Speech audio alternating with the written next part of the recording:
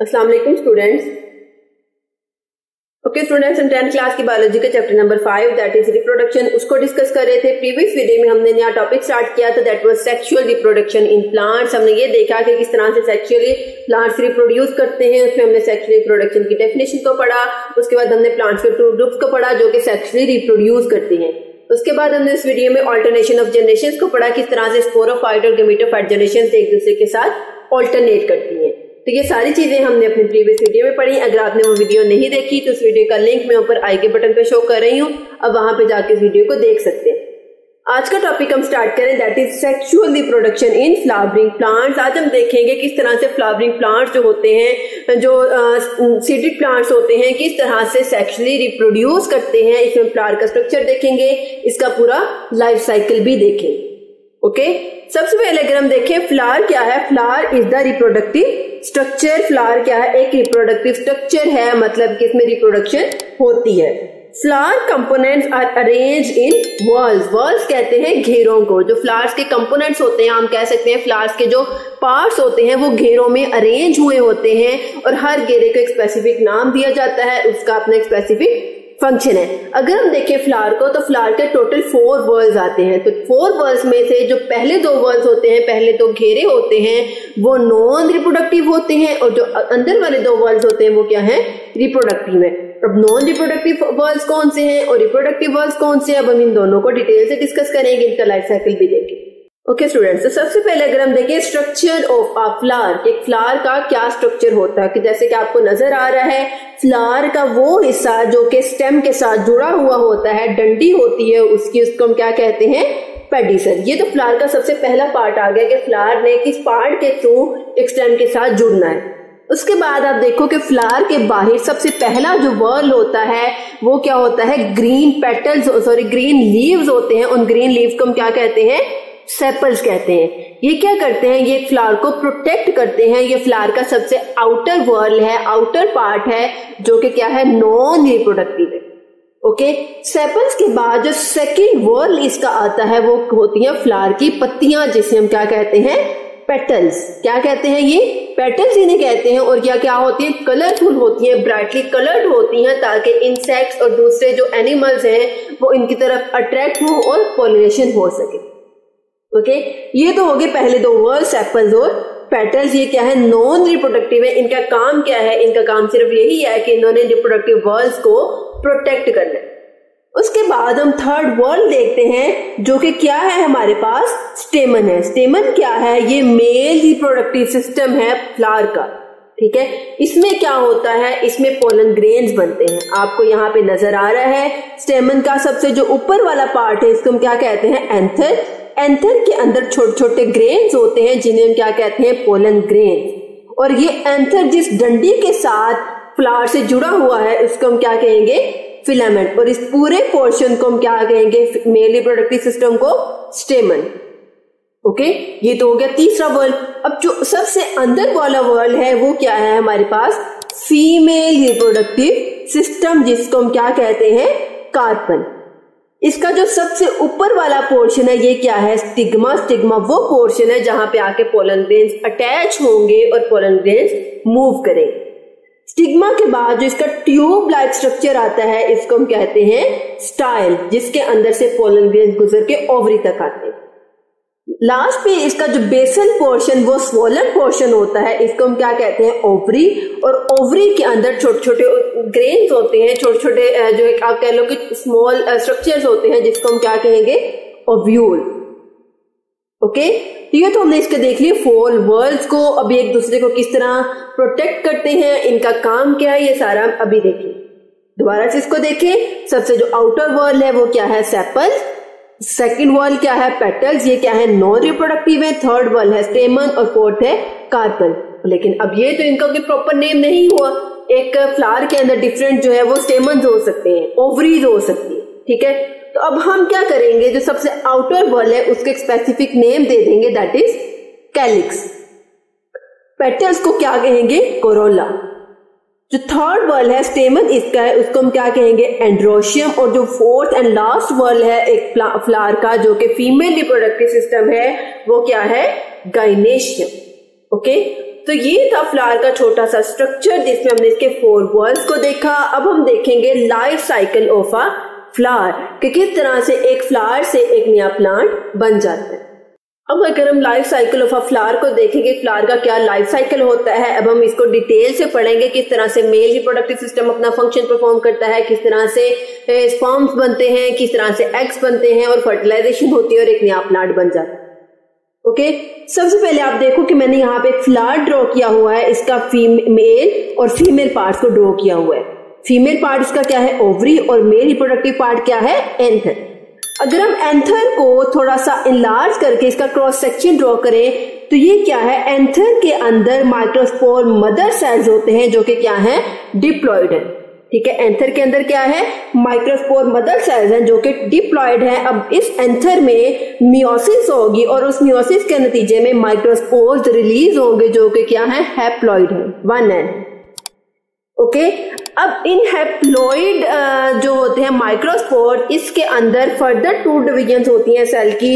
एक सेल के अंदर 2 न्यूक्लियस बनते हैं, एक को हम कहते हैं ट्यूब न्यूक्लियस जो कि हैप्लॉइड है, दूसरे को क्या कहेंगे, जनरेटिव न्यूक्लियस जो कि क्या है, हैप्लॉइड है। और इस पूरे के पूरे जो सेल के अंदर 2 पार्ट्स बनते हैं इसको क्या देते हैं, male gametophyte that is haploid और 1n। ठीक है, अब यहां भी क्या होगा, यहां से माइक्रोस्पोर्स जनरेट होके माइक्रोस्पोर्स निकलेंगे और किसके अंदर जाएंगे, स्टिग्मा तक जाएंगे। ठीक है, स्टिग्मा के अंदर यहां पे मैंने इसको एनलार्ज करके ड्रॉ किया, यहां पे देखें ये स्टिग्मा का मैंने अपर वाला ट्यूब वाला स्ट्रक्चर ड्रॉ किया हुआ। ओके, सबसे पहले क्या होता है, इसके ऊपर पोलन ग्रेन्स आते हैं और इसके अंदर एक पोलन ट्यूब जो है वो इनलार्ज हो जाती है, पोलन ट्यूब बन जाती है जिसके अंदर से पोलन ग्रेन्स ने पास आउट करना। इसके अंदर 2 स्पर्म्स जाएंगे जो क्या है, हैप्लॉइड है, और एक जाएगा ट्यूब न्यूक्लियस। ओके, अब हम देखते हैं फीमेल रिप्रोडक्टिव सिस्टम। अब हम ओवरी को थोड़ा इनलार्ज करते हैं। ओवरी को अगर हम इनलार्ज करके ड्रॉ करें तो ये क्या, मैक्रोस्पोर मदर सेल जो कि क्या है, डिप्लॉइड है, 2n है। इसमें क्या होगी, मियोसिस होगी और मियोसिस के नतीजे में हैप्लॉइड मैक्रोस्पोर बन जाएगा। ठीक है, इस हैप्लॉइड मैक्रोस्पोर में फर्दर माइटोसिस होगी और एक सेल 8 सेल्स में डिवाइड कर जाएगा। 3 अपर सेल्स होंगे, 3 लोअर सेल्स होंगे और 2 जो है वो सेंटर के सेल्स होंगे। ये क्या है, हमारे पास फीमेल गैमेटोफाइट है। ये क्या है, इस सेल को हम क्या कहेंगे, ये एक्स सेल है जो क्या है, हैप्लॉइड है, और जो दरमियान वाले सेल्स हैं उनको हम क्या कहेंगे, फ्यूजन न्यूक्लियस है जो कि 2 क्या है, 2 सेल्स हैं और एक दोनों सेल्स क्या होंगे, 1n+1n। हर सेल क्या है, हैप्लॉइड सेल। ओके, इसके बाद क्या होगा, पोलन ट्यूब की ग्रोथ होगी। इस पोलन ट्यूब की ग्रोथ के साथ साथ क्या होगा, ये पोलन ग्रेन्स ओवरी के अंदर जाना शुरू कर देंगे।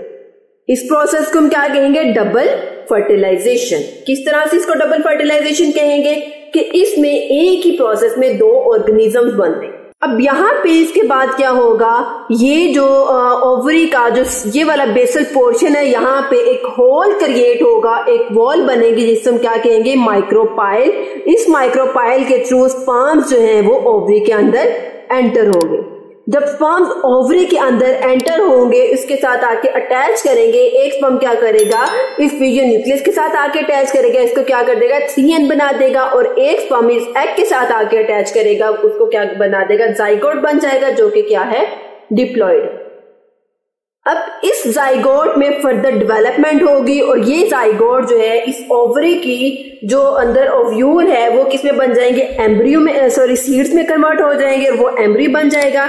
ओवरी की वॉल क्या बन जाएगी, सीड कोट बन जाएगी और ओवरी का अंदर वाला पोर्शन एक जो है उसका एंडोस्पर्मिक टिश्यू बन जाएगा जो कि ओवरी को फूड प्रोवाइड करेगा।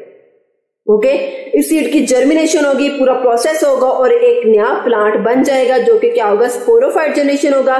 स्पोरोफाइट जनरेशन दोबारा से इस तरह से जो है वो डबल फर्टिलाइजेशन के थ्रू पूरे का पूरा साइकिल दोबारा से चलेगा और दोबारा से एक नया प्लांट बन जाएगा। तो ये क्या है, डबल फर्टिलाइजेशन है, मतलब कि एक सेल से दोबारा से नया सेल बनना, इसको हम क्या कहते हैं, डबल फर्टिलाइजेशन। तो ये क्या है, फ्लावर का लाइफ साइकिल है, किस तरह से एक नया फ्लावर बनता है। ओके, सबसे पहला वर्ड हम देखेंगे that is calyx. Calyx is the outer most word, it is green in colour. क्या करता है, फ्लावर को प्रोटेक्ट करता है। इसके बाद हम देखें सेपल्स। इंडिविजुअल यूनिट्स और leaflets of calyx are called sepal, जो कि क्या है, ग्रीन पोर्शन है, इसको क्या कहेंगे, सेपल्स। कैलिक्स के बाद जो सेकंड वर्ड आता है इसका, that is corolla. Next inner word, it is brightly coloured petals. Individual units और leaflets of corolla are called petals. They attract bees, birds, etc. which are the agents of pollination. क्या करते हैं ये, pollination के agents को, insects को, birds को attract करते हैं ताकि pollination proceed हो सके। थर्ड वाला अगर हम फ्लावर का देखें, that is androecium. It is the male reproductive part of a flower. इसमें हम देखते हैं stamens. Units of androecium are called stamens. Stamens has thread-like filament at the free end of which anther is attached. Anther has pollen sacs in which haploid microspores produced through meiosis. Okay. Each microspore germinate into male gametophyte generation. Microspore क्या करेगा, नई male gametophyte generation में germinate कर जाएगा, develop कर जाएगा. During this process, the nucleus of microspore undergoes mitosis and produces two nuclei. अब microspore का जो न्यूक्लियस है वो माइटोसिस के प्रोसेस में जाएगा और दो न्यूक्लियाई बनाएगा। एक को हम क्या कहेंगे, ट्यूब न्यूक्लियस कहेंगे, और दूसरे को हम क्या कहेंगे, generative nucleus. The generative nucleus again undergoes mitosis and produces two sperms. क्या होगा, वो जनरेटिव न्यूक्लियस दोबारा से माइटोसिस करेगा और दो स्पर्म्स बना देगा। A germinated microspore has a tube nucleus and two sperms. All these structures are the male gametophyte generation of a plant. उसके बाद इसका फोर्थ एंड लास्ट वर्ड आता है, that is gynoecium. Female reproductive part of a flower. Carpels क्या है? Units of gynoecium are called carpels. Each carpel is made up of basal ovary, middle style and the upper stigma. क्या होता है, stigma, style and ovary. जो सबसे ऊपर वाला portion है वो क्या है, stigma, और ट्यूब लाइक जो स्ट्रक्चर है वो क्या है, style, और जो बेसल पे swollen पोर्शन है उसको हम क्या कहेंगे, ovary. Inside ovary there are one to many ovules. बहुत सारे ovules होते हैं जो कि किसमें कन्वर्ट हो जाते हैं, बीज के अंदर, एक सीड के अंदर कन्वर्ट हो जाते हैं। Inside each ovule one haploid macrospore is produced through meiosis. Her ovule के अंदर एक haploid macrospore बनेगा जो कि क्या, किसके थ्रू बनेगा, meiosis के through. Macrospore germinates into the female gametophyte generation. During this process macrospore undergoes mitosis and produces an egg cell. क्या होगा इस प्रोसेस के दौरान, क्या होगा, जो हमारे पास मैक्रोस्पोर्स हैं उनमें माइटोसिस होगी और एक एग सेल प्रोड्यूस हो जाएगा, बन जाएगा। लास्ट पे क्या होगा, egg cell and associated structures are the female gametophyte generation of a plant, के जो उसका एग सेल होगा और उसके जो एसोसिएटेड स्ट्रक्चर्स होंगे, मतलब एग से जो रिलेटेड स्ट्रक्चर्स होंगे उनको हम क्या कहेंगे, female gametophyte generation of a plant. तो ये क्या है, हमने इसमें पूरा प्लांट का लाइफ साइकिल को देखा, किस तरह से एक फ्लावर लाइफ साइकिल अपना कंप्लीट करके एक नया फ्लावर बनाता है। ओके, तो आई होप आपको यहाँ तक आज की वीडियो की अच्छे से समझ आ गई होगी। इस वीडियो में कोई भी कंफ्यूजन हो या किसी चीज की समझ ना आए तो कमेंट सेक्शन में जरूर पूछिए। अगर आपको मेरी वीडियो अच्छी लगे तो मेरे चैनल को लाइक करें, सब्सक्राइब करें, साथ ही बेल आइकन के बटन को प्रेस करें, इससे आपको मेरी हर वीडियो की नोटिफिकेशन सबसे पहले देखने को मिले। ओके स्टूडेंट्स, अल्लाह हाफिज।